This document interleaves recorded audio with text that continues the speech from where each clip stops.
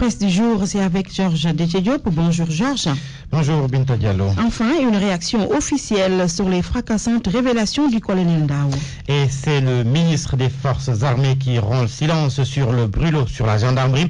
Presque tous les journaux se font l'écho des propos du ministre des Forces armées. Augustin Tine promet des sanctions selon le quotidien. Et pour cause, à son avis, le colonel Ndao a mesuré les conséquences parce qu'il connaît très bien le fonctionnement de l'armée. Seulement, dans l'Observateur, le ministre des Forces armées semble plus mesuré et déclare qu'ils ne savent pas encore où se trouve la vérité. Mais n'empêche, Macky va sévir, du moins si l'on s'en tient à l'Observateur. Selon l'Observateur, qui cite des collaborateurs du président, le chef de l'État veut laisser du temps au temps. Mais la riposte sera à la mesure de l'attaque et des mesures très musclées sont attendues dans les prochains jours. Cela ne rassure pas Enquête, du moins apparemment.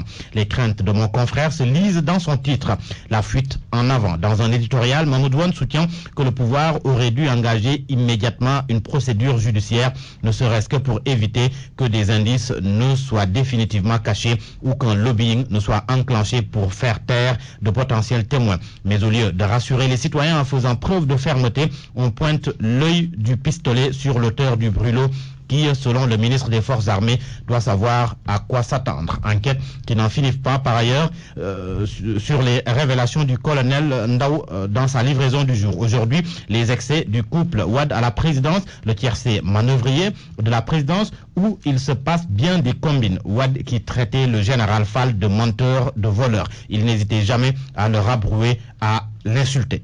Le fils de Wade, lui, est en prison et l'on craint une impasse dans la traque des biens mal acquis. Et pour cause, on négocie avec Karim Wade. Direct Info décline d'ailleurs le schéma. 5 ans de condamnation, dont 2 ans ferme. Le pouvoir a bel et bien tenté de négocier avec Karim Wade. Des conditions juridiques ont été posées. L'ancien ministre d'État, s'il les accepte, le régime est prêt à le libérer. 3 hommes d'affaires sénégalais qui ne savent pas s'ils seront très vite libérés.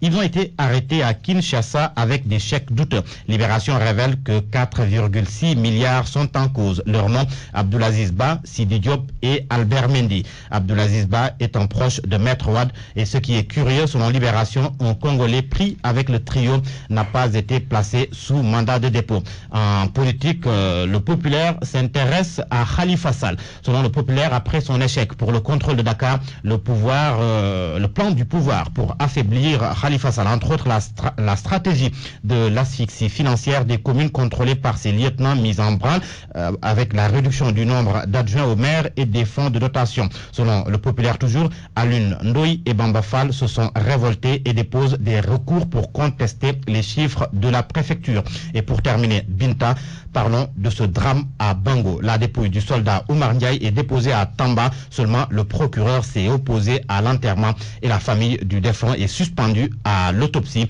C'est ce que nous apprend Walfadjri. Merci beaucoup Georges Déthié.